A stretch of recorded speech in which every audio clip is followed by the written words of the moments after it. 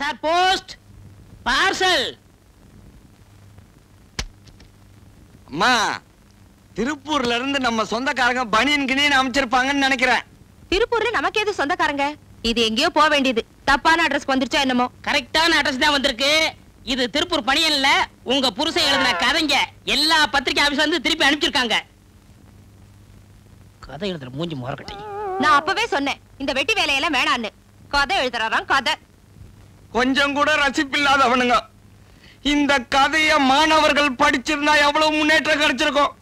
அரசியல்வாதிகள் படிச்சிருந்தா எவ்வளவு திருப்பம் கிடைச்சிருக்கும். திருப்பி அனுப்பிட்டார்களே. ஏதோ அம்மா ப்ரொஃபசர் அவங்களுக்கு ஒரு மரியாதை கொடுத்து ஏதோ அவங்களுடைய புருஷனாச்சே அப்படின்னு திருப்பி அனுப்பிச்சிருக்காங்க. இல்லாட்ட இந்த கர்மத்தை குப்பை தொட்டில போட்டுப்பாங்க. ஏப்பா இந்த கதையெல்லாம் என்ன செய்யறது? பழைய பேப்பர் வந்துட்டான், போட்டுருங்க. திருப்பி அனுப்புன கதையெல்லாம் கூட எடுத்துக்குவோம். பேப்பர் இங்க வாங்க. ஆசிரியரே, நீ இப்படிலாம் கதை எழுதுனா திருப்பி தான் வரும். கதையை ரியலா எழுதணும். இப்ப ஒரு காதலனும் காதலையும் பேசிக்கிட்டு இருக்காங்க. அவங்க என்ன பேசுறாங்க அப்படிங்கறத மறைஞ்சிருந்து ரியலா எழுதுங்க. அந்த கதை போகும். ஒரு கள்ள கடத்தல்காரன் அவன் எப்படி கடத்தல் பண்றான் அப்படிங்கறத அப்படியே மறைஞ்சிருந்து எழுதுங்க. அந்த கதை பேப்பர்ல போடுவாங்க. ஒரு பிப்பாயிட்டுக்காரன் அவன் எப்படி பிப்பாயிட்டு அடிக்கான் அப்படிங்கறத பார்த்து எழுதுங்க. அந்த கதை போகும். நீங்க மட்டும் இப்படி எழுதிட்டீங்க, ஒரு வருஷத்துல நீங்க ஓஹோன்னு ஆயிரலாம். அருமையான யோசனை. அப்ப நான் வரட்டுங்களா? வர்றேன் வர்றேன். டார்லிங், ஹனிமூன் கொடைக்கானல் போலாமா?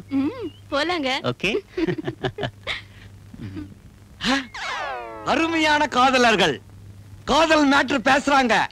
அப்படியே கவர் பண்ணுவோம். அங்க போய் ஒரு அருமையான காட்டேஜ் புக் பண்ணி என்னங்க அப்போ இனி நைட்டே கொடைக்கானல் போலாங்களா? கல்யாணம் ஆறதுக்கு முன்னாடியேவா? அதெல்லாம் அப்புறம் பாத்துக்கலாங்க. அப்புறம் பாத்துக்கலாமா? எதை அப்புறம் பாத்துக்கலாம்னு சொல்ற? கல்யாணத்தை தான் சொல்றேன், புரியலையா? கொடைக்கானல்ல குளிர் அடிக்கும், ஒரே கம்பளி போத்தி படுத்துக்கலாம். ஒரே கம்பளியா? ஆமா, அப்பதானே பிரியாம இருப்போம். ஒரே கம்பளில படுத்தா நீங்க சும்மா இருக்க மாட்டீங்களே? ஏன், என்ன செய்வேன்? முதல்ல கணத்துல கை வைப்பீங்க. இப்படியா? அப்புறம் அதுக்கப்புறம் தோல்ல கை வைப்பீங்க. இப்படியா? அதுக்கப்புறம் உங்களுக்கு தெரியாதாக்கும். கொஞ்சம் விட்டா போதுமே. கையிடுங்க. கை இங்க தானே இருக்கு. இன்னொரு கை இதோ இருக்கு.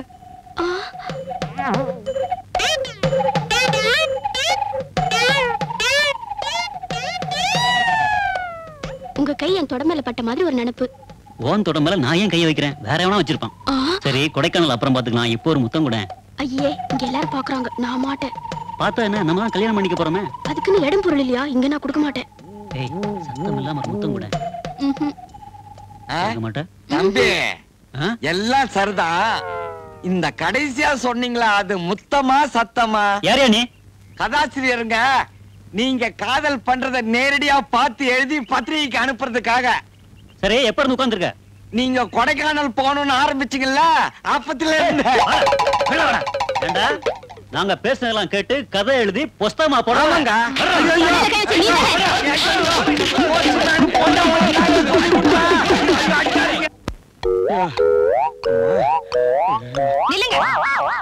உங்களுக்கு அறிவில்ல? கதை எழுதுறாரா கதை? அந்த பொண்ணு யாரு நினைச்சுக்கிட்டு இருக்கீங்க? எங்க காலேஜ் ஸ்டூடெண்ட். அவளை கட்டிக்க போறவன். காதல் கதை எழுதுற மூஞ்சியை பாரு. அந்த பொண்ணு என் ஸ்டூடெண்டா இருந்ததுனால இதோட தப்பிச்சீங்க. இல்லன்னா அடிச்சே கொன்னு இருப்பாங்க. இனிமே அந்த மாதிரி பண்ணுனீங்க, நானே என் கையால உங்க நிறுத்துங்க. கொண்டாடி போய் புருஷங்களுக்கு நிற்கலாமா? தப்பு இல்ல. ஏதோ தெரியாம நடந்து போச்சு, மன்னிச்சிருங்க. இவர் வந்ததுனால தப்பிச்சீங்க. பெட்ரூம் அவங்க கவனிச்சுக்கிறேன். இங்க வாங்க. என்ன சார் ஆச்சு? இதுதான் ஆச்சு. என்ன? நீ காதல் ஜோடியை போய் நேரா பார்த்து எழுத சொன்னியா? ரெண்டு லவர்ஸ் பேசிக்கிட்டு இருந்தாங்க. நைசா கிட்ட போய் அந்த பையன் பேசுறதெல்லாம் முதல்ல எழுதுன. அப்புறம் அந்த பொண்ணு பேசுறதெல்லாம் எழுதுன. கடைசியில அவங்க ஏதோ குசு குசுன்னாங்க. அது கொஞ்சம் டவுட் வந்து, ஏங்க நீங்க கடைசியா சொன்னது முத்தமா சத்தமான்னு கேட்டேன். எவ்வளவு நேரமா இங்க இருக்கன்னா, ஆரம்பத்துல இருந்தே இருக்கன்னு. ஆரம்பத்துல இருந்து அடி வரைக்கும் போட்டு சாத்தி விட்டாடுங்க. ஏன் சார், இத போய் யாராவது கேட்பாங்களா? ஏதோ ஒளிஞ்சிருந்து எழுதுறாமா, ஓடி அந்த அம்மன் இருக்காம இத போய் கேட்டிருக்கீங்களே, இதுக்கு அடிக்காம முத்து கொடுப்பாங்களா? சரி, அதை விடுங்க. அடுத்து கள்ள கடத்தக்காரவங்க அவங்க எப்படி தங்கம் கடத்துறாங்க அப்படிங்கிறத ஒளிஞ்சிருந்து எழுதுங்க. கள்ள கடத்தல். அதுல முத்தமா சத்தமானு கேட்க வேண்டியது இல்லையா? இதுல கரெக்ட் பண்ணிடலாம். என்ன கள்ள கடத்தல் கதை தானே எழுத சொன்னேன், அதுல என்ன டேஞ்சரு? நீங்க சொன்ன மாதிரியே கள்ளக்கடத்தல்காரங்களை தேடி கண்டுபிடிச்சு மறைஞ்சிருந்து எழுதிக்கிட்டே இருந்தேன். அவங்க என்ன பார்த்துட்டாங்க. எங்க கிட்ட வந்து மறைஞ்சிருந்து எழுதுறியே, நீ சிஐடியா போலீஸான்னு கேட்டாங்க. நான் கதை எழுதுறவன்னு சொன்னேன். சரி கதை எழுதி என்ன பண்ண போறேன்னு நானுங்க உண்மை கதைன்னு புத்தகமா வெளியிட போறேன்னு. சரி அதுல நாங்கெல்லாம் வருவோமான்னு கேட்டானுங்க. சத்தியமா வருவீங்கன்னு. உடனே 4 சாத்து உள்ள போட்டு அடிச்சிட்டானுங்க. ராத்திரியோட ராத்திரியா மாறு வேஷம் போட்டு தப்பிச்சு வந்தேன். யோ இதெல்லாம் போய் அவங்கள்ட்ட சொல்லலாமா? நாளைக்கு அவங்கள பிடிச்சிட மாட்டாங்க. அப்ப என்ன பண்ணலாம் போஸ்ட்மேன் சார்? ஒரு அருமையான செக்ஸ் கதை எழுதுங்க. அதுல யாரும் உங்களை ஒண்ணும் செய்ய முடியாது. எப்படி? இப்ப உங்க பொண்டாட்டி காலேஜுக்கு போயிட்டாங்க. நீங்க மட்டும் வீட்டுல தனியா இருக்கீங்க. ஒரு 16 வயசுல ஒரு பொண்ணு அஜல் அஜல் அஜல்னு நடந்து வரா. அந்த பொண்ணு வீட்டுல யாரும் இல்லைன்னு நினைச்சு அப்படி தாவணி எடுத்து நைஸா விளக்குனா. அப்ப உங்க மூடு கலண்டுக்கிருச்சு. நீங்க கிட்ட போனீங்க, பின்னாடி போய் கட்டி புடிச்சீங்க, பிறண்டிங்க உருண்டிங்க. நீங்க விடவே இல்லை. அந்த பொண்ணு ஆவுன்னு சத்தம் போட்டா. நீங்க அந்த கற்பனையிலேயே ஊறி உச்ச கடத்துக்கு போயிட்டீங்க. இப்படியே அந்த செக்ஸ் மேட்டரை ஸ்டோரி ஆக்கி வீட்டுக்குள்ளே எழுதிருங்க. வீட்டுக்குள்ளே தானே? இதுல அடிமுடி சண்டை ஒண்ணும் கிடையாது, வெளியாலும் கிடையாது. அசத்திடுறேன். இப்போது ஒழுங்கா செய்யுங்க. ஒரு ஊரில் ஒரு கணவனும் ஒரு மனைவியும் வாழ்ந்து கொண்டிருந்தார்கள். அந்த மனைவியோ அவள் கணவனை தினமும் வேலைக்காரன் போல் நடத்தி கொண்டிருந்தார். அதனால் கணவனோ அடங்காப்பிடாரியாகிய தன் மனைவியை தன் வழிக்கு கொண்டு வர வேண்டும் என்று நினைத்தான். அப்பொழுது ஒரு நாள் என்ன கதவு திறந்து கிடக்குது? லைட் வேற இல்ல. இருட்டிலே கதை எழுதுறாரா? அவள் அலுவலகத்திலிருந்து வந்தபோது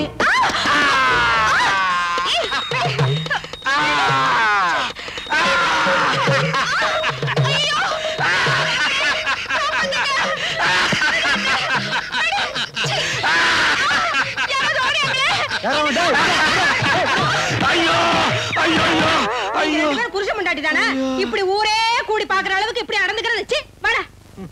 கருவு இருக்கா? அந்த போஸ்ட்மேன் அடிப்பையன் வந்தாமா, ராப்பிங் கதை எழுது, அதுதான் மார்க்கெட்டுக்கு நல்லா இருக்குன்னாமா. நான் அந்த மூடுலயே இருந்தேனா எப்ப இருட்டுச்சு எப்ப நீ வந்தனே எனக்கு தெரியலம்மா. கற்பனை பண்ணி கதை எழுதுங்கன்னா நீங்க கற்பழிக்க முயற்சி பண்ணிருக்கீங்க. அதுவும் உங்க பொண்டாட்டிய. உலகத்திலேயே பொண்டாட்டிய கற்பழிக்க முயற்சி செஞ்சது நீங்க ஒரு ஆளா தான் இருக்கணும். அது இல்லப்பா, நான் ரொம்ப டீப்பா திங்க் பண்றேன்னா அப்படியே ஒன்றிடுறேன். அதனாலதான் இந்த ப்ராப்ளம். சரி அதை விடுங்க. இந்த பிப்பாயிட்டுக்காரங்க இல்ல, அவங்கள பத்தி கதையா எழுதுங்க. ஐயோ நமக்கு வேண்டாம்பா, ஆள விடு. நீ என்ன இப்படி சொல்லிட்டீங்க? பிப்பாயிட்டுக்காரங்க ஏன் பிப்பாயிட்டு அடிக்கிறாங்க? பல பேருக்கு வேலை இல்ல. கண்ணீர் கதைங்க, கண்ணீர் கதை. கண்ணீர் கதை? கண்ணீர் கதைன்னா நமக்கு தூள் இல்ல, நீ தூள். கூட்டம் நிறைய இருக்கு. பெரிய பெரிய பார்ட்டிங்கெல்லாம் வந்திருக்கு. சில்லறையோட நேரம் பார்த்து செமத்தியா பிக் பாக்கெட் அடிச்சிடணும். நம்ம தொழிலே தான். வாடா. பிக் பாக்கெட் கோஷ்டி இவங்க தானா? இவங்கள ஃபாலோ பண்ணி இவங்க வாழ்க்கை வரலாற்றை எழுதிட வேண்டியதுதான்.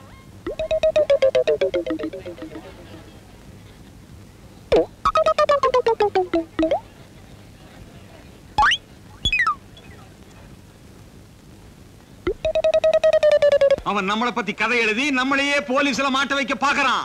அதுக்கு முன்னாடி நாம அவனை மாட்ட வச்சிருவோம். யாருக்கிட்டாவது பர்ஸ் அடிச்சு பணத்தை எடுத்துக்கிட்டு காலி பர்ஸ் பாக்கெட்ல சொருகிட்டா போகுது. Very good idea. வாங்கடா.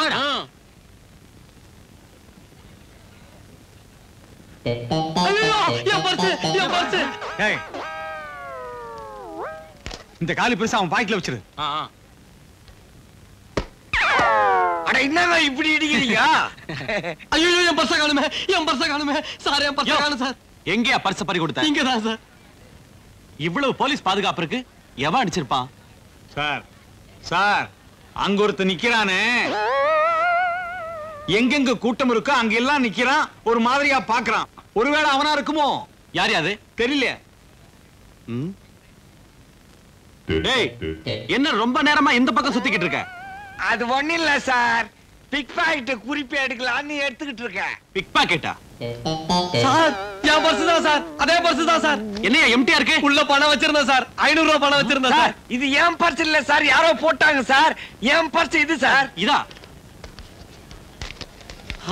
என் பணம் தான் சார், அதே பணம் தான் சார், அதே நோட்டு தான் சார் சார். அவன் போய் சொல்றான் சார், அது என் பணம் சார். Shut up. அடுத்தவன் பர்ஸ் அடிச்சிட்டு அவன் பணத்தை உன் பாக்கெட்ல வச்சிட்டு உன் பணம் நான் சொந்தம் கொண்டாடுற? சார் நீங்க புரியாம நீ பேசுறீங்க, பேசாத அது என் பணம் சார். இன்னொரு தடவை இப்படி நீங்க விளையாடாதீங்க சார். படிச்சு உள்ள தள்ளு. ஐயோ, சார். டேய், postman. நீ போஸ்ட் ஆபீஸ்ல இருந்து இன்னையோட ரிட்டையர் ஆகறடா.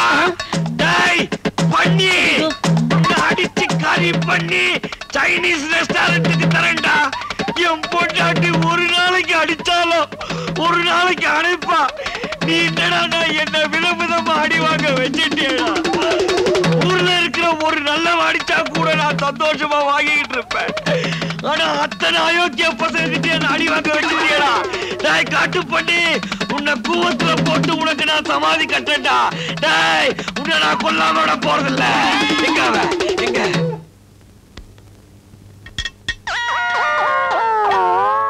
உள்ளதான் போயிருப்பான்.